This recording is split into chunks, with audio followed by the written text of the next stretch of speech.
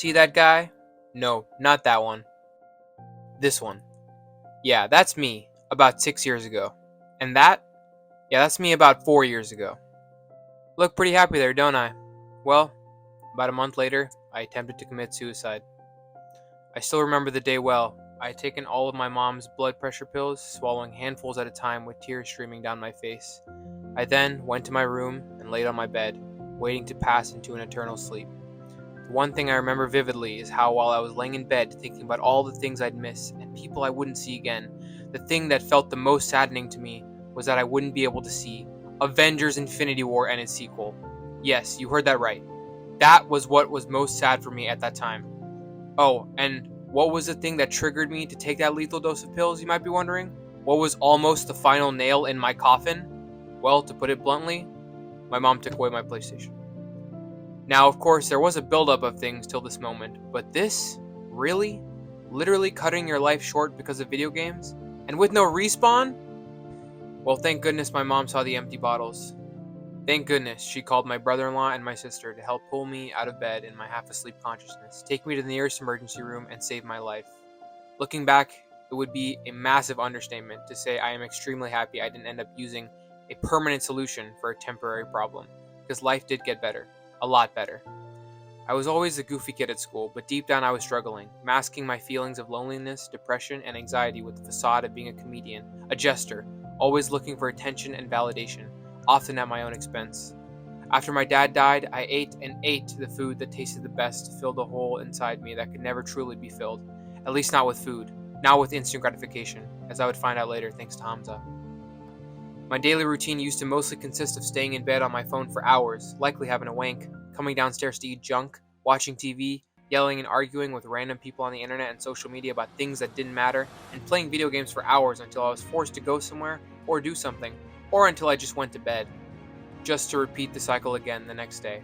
I used to have hundreds of hidden photos, and I had 500 private tabs, and yes, that is the max on the Safari browser.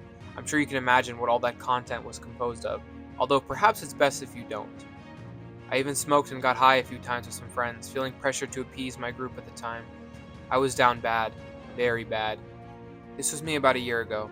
At ages 17 and 18, I looked like I was in my mid-30s.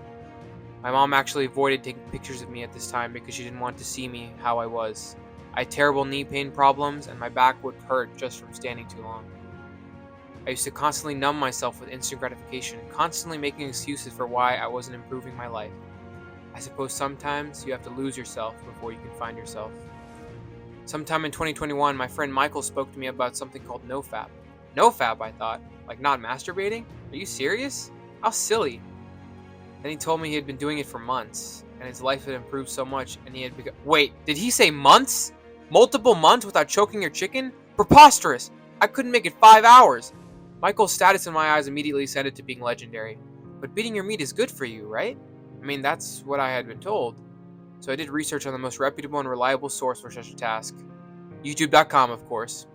I looked at videos talking about NoFap, mostly looking for any negative side effects so I could disprove Michael.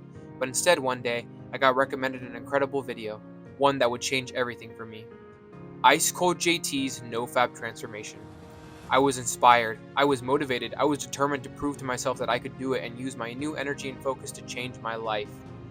I failed in the beginning, like, a lot, but eventually I got better, and I could finally make it a week without feeling like I needed to spank my bank. I also began to work out. I got tired of jiggling, so I started dribbling, but that didn't work, at least not at first.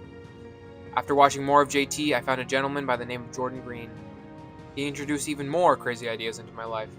Focusing on improving my diet, my mental health? What? My mental health was fine, I used to say, despite not being able to read and absorb even a paragraph without having to reread it at least 3 times, in addition to having constant depression and anxiety. Eventually, however, I decided to give what they were saying a try. Some time passed, and as I consumed more self-improvement content, more got recommended to me. And finally, the moment you've been waiting for, I found my first Hamza video.